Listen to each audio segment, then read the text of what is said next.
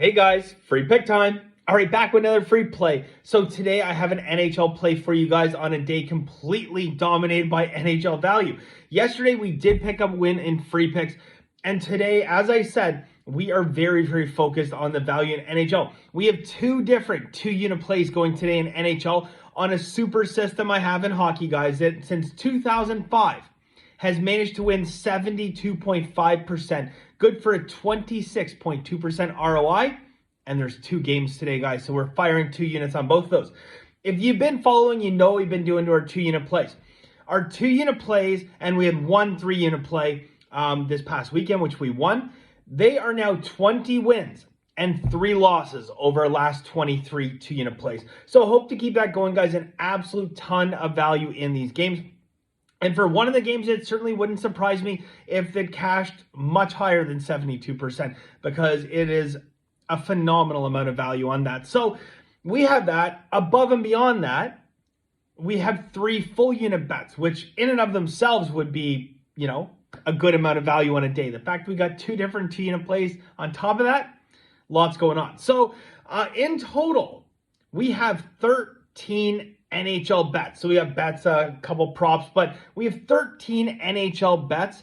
And I love early season NHL. And simple reason, guys, as I've said many times before, it is just not a sport that Vegas spends a ton of time capping, okay? This is not NFL, it's not MLB, and it's not NBA. And they just don't put the time in because not enough people are walking in the window and betting pucks, okay? So we can find value, especially when Vegas is out to lunch on what the true values of these teams are, all right? In Canada, we happen to enjoy hockey. We happen to watch it. It happens to be a ridiculous passion and obsession for some people. Warning, may start talking hockey. All right. There is a lot of value to be found in hockey if you know how to look for it, guys. And I would say that I do, and I think that everyone in Masterclass would say that I know how to look for it as well. So that's what we got going on there.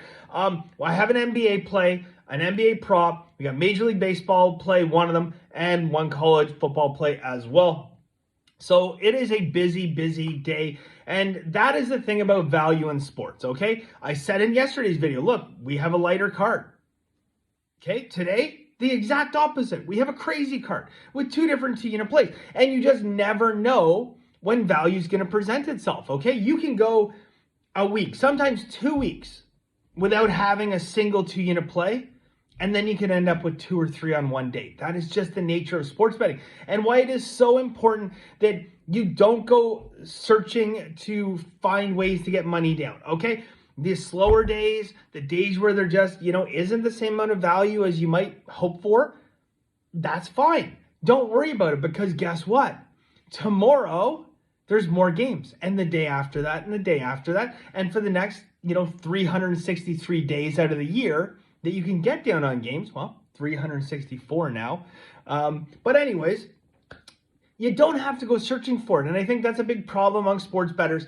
They got a light day. There's not a lot to bet. So they really start to convince themselves that, this is a good play, when it didn't pass the eye test the first time. So don't force it, guys.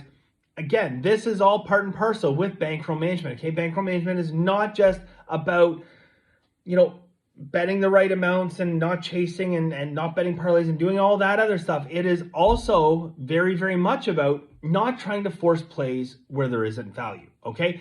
Not betting on games because, your card is done and you didn't have anything past 9 p.m. and there's 2 games coming up. So, you have to fire, right? No, you don't, okay? When you treat this like a business, that is when you can start to make money and start to succeed. Until then, you're gambling. All right. So today, guys, here's what we got going on. We're going to go with Nashville minus 120. Okay. Another hockey that I got a nice system on. Surprise, right? Got a nice system. Has 270 wins, 172 losses. That is good for 61.1% win rate with a 7.1% ROI. Now, people that understand and speak the language of ROI might say, hold on, Bender, 61% win rate, but only a 7.1% ROI? That's a little low. Shouldn't that be up around 10 or 11? Yes, except for one thing.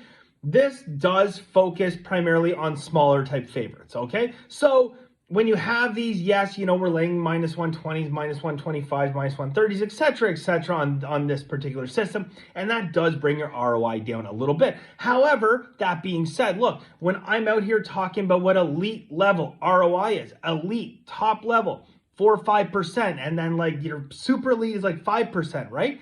5% is like maintained over long-term, high volume, godlike, okay? That is your top echelon. That is your best 0.5% of the world.